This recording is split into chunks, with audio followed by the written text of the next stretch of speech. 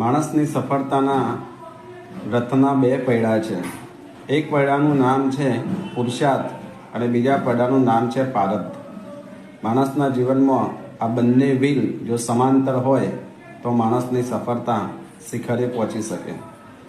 ઘણા લોકો એવું માને છે કે ખાલી એકલો પુરુષાર્થ માણસ કરે તો સફળ થઈ જાય. ઘણા લોકો એવું માને કે એકલું પારબ્ધ જોરદાર હોય તો પણ માણસ સફળ થઈ જાય.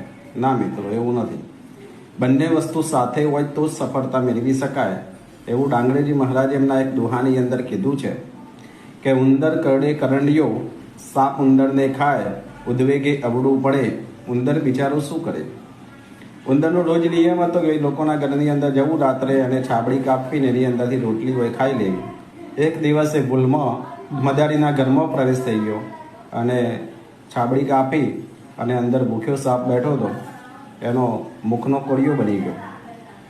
તો તમે આના પરથી સમજી શકો છો કે ઉંદરે મહેનત કરી છતાં પણ એનો શિકાર થઈ ગયો અને સાપ માત્ર છાબડીની અંદર બેસી રહ્યો હતો છતાં પણ ખોરાક મળી ગયો.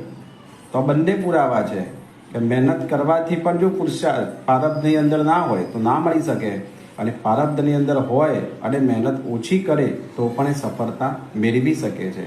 માટે બંને પડાની જરૂર છે, પુરુષાર્થ અને પારબ્ધ. થેન્ક યુ દોસ્તો.